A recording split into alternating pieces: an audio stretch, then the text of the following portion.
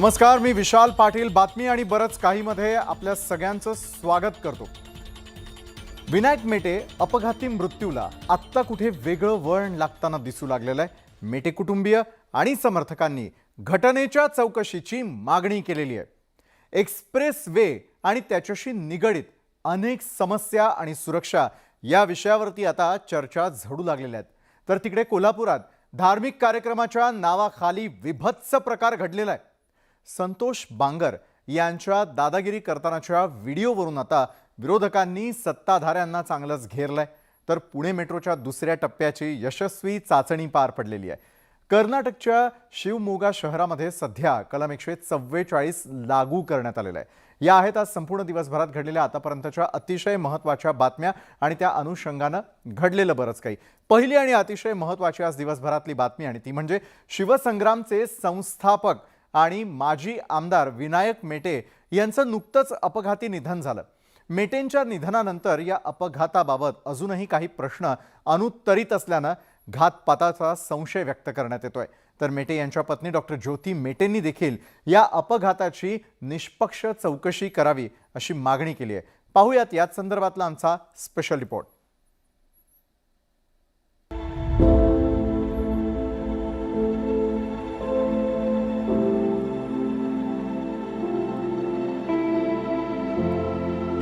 मेटेंच्या निधनानंतर काही प्रश्न अनुत्तरित. काही दिवसांपूर्वी मेटेंच्या गाडीचा पाठलाग, शिवसंग्रामच्या कार्यकर्त्याचा दावा, ज्योती मेटेंचीही चौकशीची मागणी. निपक्षपातीपणे ही चौकशी झाली पाहिजे आणि जे काही सत्य असेल ते सगळ्यांसमोर आलं पाहिजे. अपघात की घातपात? विनायक मेटेंच्या अपघाती दुर्दैवी मृत्यूनंतर सारा महाराष्ट्र हळहळला. त्यांच्या अपघातानंतर दबक्या आवाजातील चर्चांना उधाण आलं होतं की मेटेंच्या गाडीला झालेला तो अपघात होता की घात. मंगळवारी शिवसंग्रामच्या एका कार्यकर्त्यानं मोठा दावा केल्यानं त्या चर्चांनी पुन्हा एकदा जोर धरलाय. यापूर्वी 3 ऑगस्ट रोजी घातपात घडवून मेटेंना मारण्याचा प्रयत्न केल्याचा दावा या कार्यकर्त्यानं केलाय. हो, 3 तारखेला झालं का? हो, शिक्रापूर पाशी. मायला मग कळवायचं ना राव आधी. मायला हे लय मोठं इथे झालं नाही राव. त्यानंतर मेटेंचा पाठलाग करणाऱ्या गाडीचा फोटोही आप्पासाहेब मायकर या कार्यकर्त्यानं ओळखलाय. याशिवाय संपूर्ण बीड जिल्ह्यात तो अपघात की घातपात याबाबतची एक ऑडिओ क्लिप देखील व्हायरल झाली आहे. पुढे गाडी पुढे गायचे, मागे घ्यायचे, पुन्हा लेफ्ट साईडनं कट मारून पुन्हा गलीत घुसले आणि आयसर पुढे बी निघत नव्हतं ना, आम्हाला पुढे जाऊ देत नव्हते. मायला लय धक्कादायक आहे राव हे. विनायक मेटेंच्या पत्नी ज्योती मेटेंनी या अपघात प्रकरणी पहिल्यांदाच माध्यमांसमोर बोलताना या संपूर्ण घटनेची निष्पक्ष चौकशी व्हावी अशी मागणी केली आहे. संबंधित इन्व्हेस्टिगेशन्स एजन्सीनी आमची कुटुंबाच्या वतीने आणि शिवसंग्राम परिवाराच्या वतीने हीच मागणी राहील. आणि मला वाटतं शिवसंग्रामचे सगळे पदाधिकारी माझ्या मागणीशी सहमत होईल की निपक्षपातीपणे ही चौकशी झाली पाहिजे आणि जे काही सत्य असेल ते सगळ्यांसमोर आलं पाहिजे. तातडीने ते सगळं सत्य समोर आलं पाहिजे. जो आमच्यातला अनरेस्ट आहे तो किमान अनरेस्ट तरी दूर होऊन जाईल की जे काय आहे ते सत्य समोरच येईल. दरम्यान मेटेंच्या कार्यकर्त्यांनी रसायनी पोलीस ठाण्यामध्ये जाऊन अपघात झालेल्या गाडीची पाहणी केली. ज्या टेम्पोला धडकून अपघात झाला तो टेम्पोही पोलीस ठाण्यात ठेवण्यात आलाय. दरम्यान शिवसंग्रामच्या या कार्यकर्त्यांनीही हा अपघात नसून घातपात असल्याचा संशय व्यक्त केलाय. शासनाकडे नम्रतेची विनंती आहे की तुम्ही लवकरात लवकर आमच्या दैवतातला जो अपघात झाला किंवा जो घातपात झाला आहे त्याची सही माहिती, सत्य माहिती आमच्या समोर जाहीर करावी, जनतेसमोर जाहीर करावी.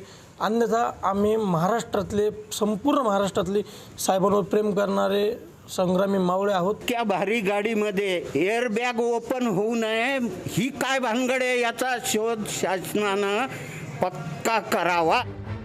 घटनास्थळाची पोलिसांनी पाहणी केली असून एक ट्रक ड्रायव्हर आणि मेटेंच्या चालकाच्या चौकशीतून अपघाताबाबत योग्य ती माहिती समोर येईल असं शंभूराज देसाईंनी म्हटलंय.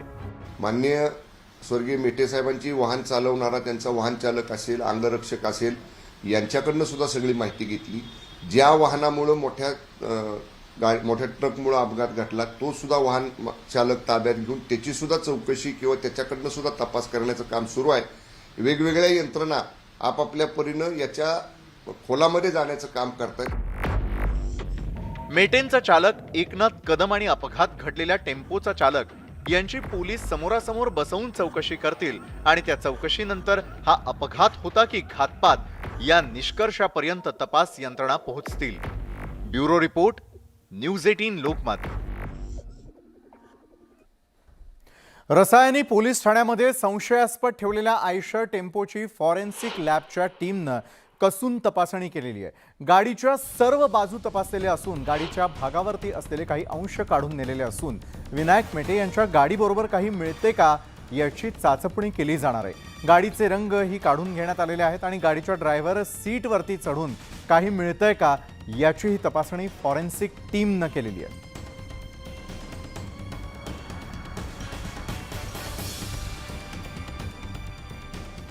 शिंदे गटामध्ये सहभागी झालेले हिंगोलीचे आमदार संतोष बांगर यांच्या दादागिरीचा व्हिडिओ समोर आल्यानंतर त्यांच्यावरती टीकेची झोड उठती आहे. यावरून विरोधकांकडून टीका केली जात असल्यानं आता शिंदे गटाकडून बांगर यांना समज देण्यात येणार आहे आणि त्यामुळे बांगर यांच्या दबंगगिरीनं विरोधकांना शिंदे गटावरती टीकेची संधी मिळवून दिल्याचं पाहायला मिळत आहे.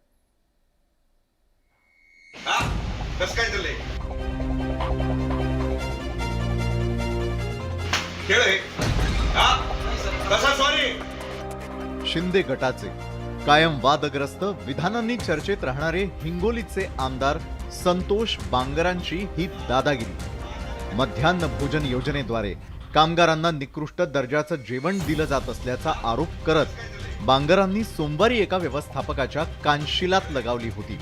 दरम्यान या सर्व प्रकरणानंतर बांगरांनी पुन्हा एकदा दादागिरीची भाषा कायम ठेवली आहे, तर व्यवस्थापकानं बांगरांचे सर्व आरोप फेटाळून लावले आहेत.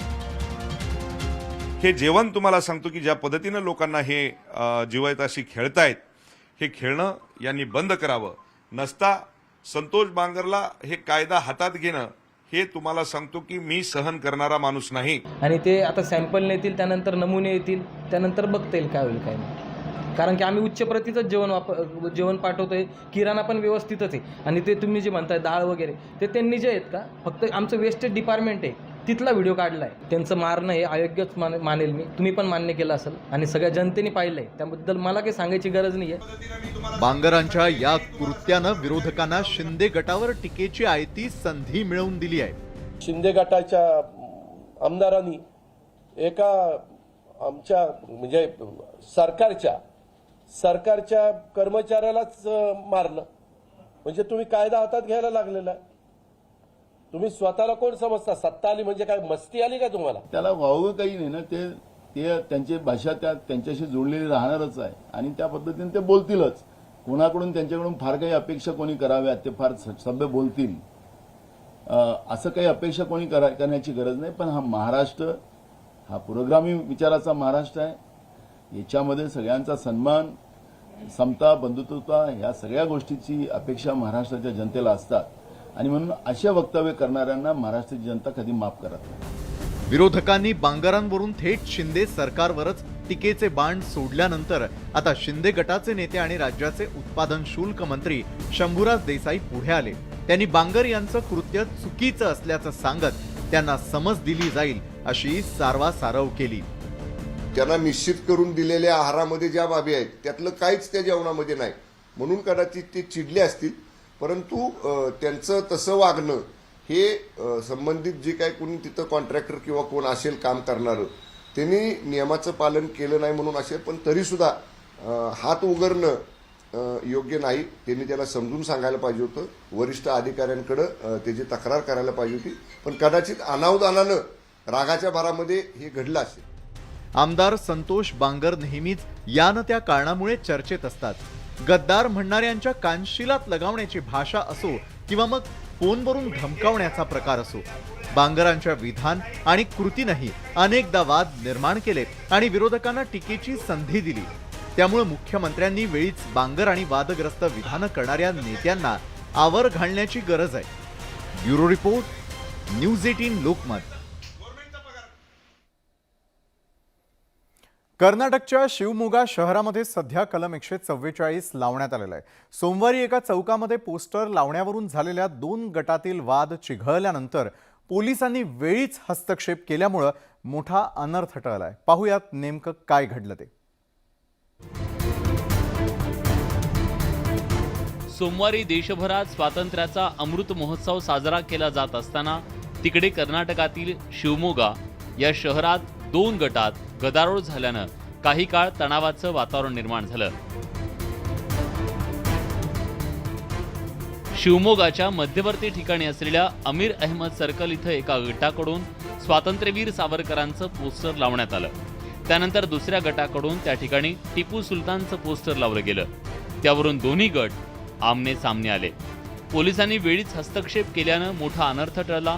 पोलिसांनी दोन्ही गटावर नियंत्रण मिळवण्यासाठी लाठीचार्ज केला आणि काही गोंधळ घालणाऱ्या कार्यकर्त्यांना सुरक्षात्मक उपाय म्हणून ताब्यातही घेतलं आणि परिस्थिती नियंत्रणात आणण्यात यश मिळवलं.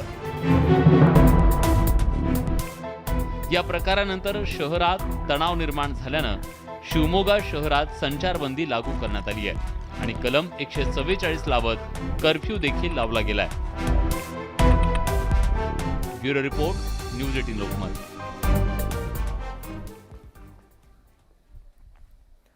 महाराष्ट्रामधील ऐतिहासिक शहर असलेल्या कोल्हापुरात सध्या एका धार्मिक कार्यक्रमाच्या नावाखाली अक्षरशः नंगा नाच सुरू असल्याचा प्रकार समोर आलाय.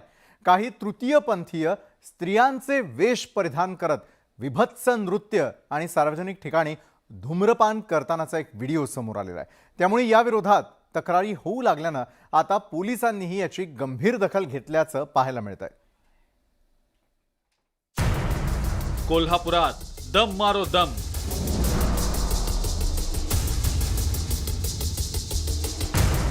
जत्रेच्या नावाखाली अश्लील डान्स.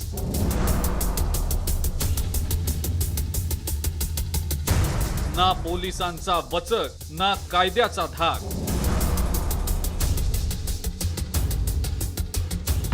संस्कृतीच्या नावानं विकृतांचा नंगानाच. धार्मिकतेच्या नावाखाली सुरू असलेला हा नंगानाच ब्राझीलच्या कार्निवल फेस्टिवल मधला नाहीये, तर ही दृश्य आहेत पुरोगामी समजल्या जाणाऱ्या कोल्हापुरातली. 3ऱ्या श्रावणी सोमवारी देवीचं जग नवीन पाण्यात घेऊन जाण्याची प्रथा आहे. मात्र या संस्कृतीला अलीकडच्या काळामध्ये असंस्कृतपणाची कीड लागल्याचं समोर येत आहे. अश्लील हावभाव करत नाचणं आणि सार्वजनिक ठिकाणी धूम्रपान करण्याला बंदी असताना सुद्धा दम मारो दम करणं असं सारं सर्रासपणे चालतं.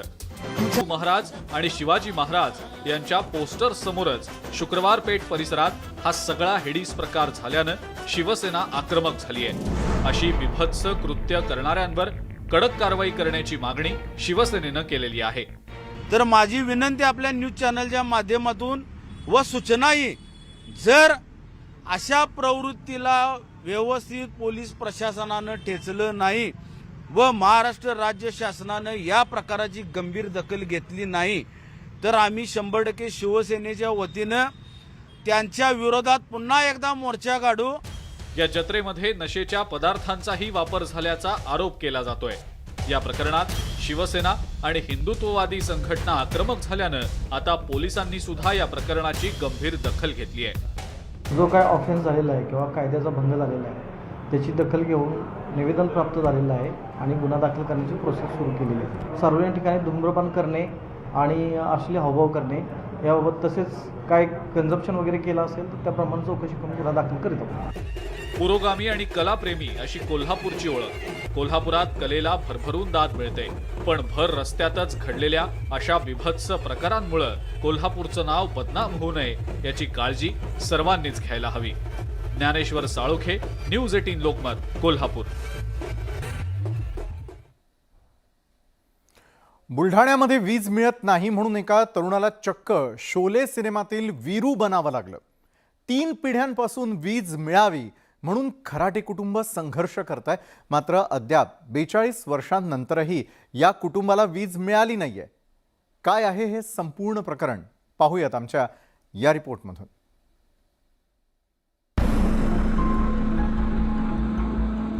मंडळी, शोले चित्रपटात बसंतीसाठी गावाच्या टाकीवर चढलेला वीरू आपल्या सगळ्यांनी पाहिला असेल. पण रिअल लाईफमध्ये शोले स्टाईल आंदोलनाची वेळ आली आहे या पठ्ठ्यावर. आणि त्याचं कारणही तसंच आहे. बुलढाणा जिल्ह्यातल्या मलकापूरच्या बडोदा गावातील शेतकरी ईश्वर खराटे त्यांच्या 3 पिढ्या फक्त 1.5 एकर शेतात वीज मिळावी म्हणून संघर्ष करतायत. सरकारी खात्याचा सावळा गोंधळच खराटे यांनी शोले स्टाईल आंदोलनातून चव्हाट्यावर आणला. ईश्वर खराटे यांच्या आजोबांनी 1980 मध्ये म्हणजे 42 वर्षांपूर्वी शेतात वीज मिळावी म्हणून वीज वितरण कंपनीत पैसे भरले आणि डिमांड नोट सुद्धा भरून दिली. पण तेव्हापासून कोरडी आश्वासनं देत वीज विभागाकडून त्यांच्या मागणीला केराचीच टोपली दाखवण्यात आली. त्यांनी शेकडो निवेदनं दिली, आंदोलनं केली, वेळोवेळी उपोषणाचं अस्त्र सुद्धा उगारलं, पण त्यांच्या पदरी काहीच पडलं नाही. 2006 मध्ये उपोषण केलं. उपोषणाच्या दरम्यान त्यांनी विद्युत मंडळावाल्यांनी सांगितले की बाबा तुम्हाला आम्ही कनेक्शन देतो म्हटल्यानंतर त्यांनी उपोषण मला सोडायला लावलं. उपोषण सोडल्यानंतर मी परत सतत त्यांच्याकडे चक्रा मारल्या. त्यांनी मला तोंडी आश्वासन दिले. आता 16/12/1980 पासून तर आता 38 वर्ष झाले. 38 वर्षामध्ये माझ्या वावरामध्ये कोणतेही कनेक्शन आलं नाही किंवा काहीच नाही. फडणवीस सरकारच्या काळात स्वतः देवेंद्र फडणवीस बुलढाण्यात गेलेले असताना त्यांना वीज मिळेल असं आश्वासन देण्यात आलं होतं, पण ते आश्वासन सुद्धा हवेतच विरलं. काही करून जर वीज मिळाली नाही तर आत्महत्या का करू नये असा संतप्त सवाल आता हा शेतकरी करतोय. माझी मागणी हीच आहे की माझं 38 वर्षापासून जर लाईट कनेक्शन असतं तर चांगलं उत्पन्न झालं असतं. आज रोजी माझं 50-60 लाख रुपये नुकसान झालं, तर शासनाने मला हे नुकसान भरपाई करून द्यावी, अन्यथा मला आत्महत्येशिवाय काही पर्याय राहणार नाही. प्रशासकीय अधिकारी या सगळ्या प्रकरणात मूग गिळून गप्प आहेत. न्यूज 18 लोकमतच्या कॅमेऱ्यासमोर हे अधिकारी चकार शब्द सुद्धा काढायला तयार नाहीत. नेमकं घोडं अडलंय कुठे हे सांगायलाही तयार नाहीत. जर अशा प्रकारे विनाकारण शेतकऱ्यांची अडवणूक होत असेल तर शेतकऱ्यांनी दाद मागायची तरी कोणाकडे? राहुल खंडारे, न्यूज 18 लोकमत, बुलढाणा. तर या होत्या संपूर्ण दिवसभरात आतापर्यंत घडलेल्या अतिशय महत्त्वाच्या अशा घडामोडी. तर आजच्या बातमी आणि बरंच काहीमध्ये वेळ झाली इथं थांबण्याची. ताज्या बातम्यांसाठी पाहायला विसरू नका न्यूज 18 लोकमत.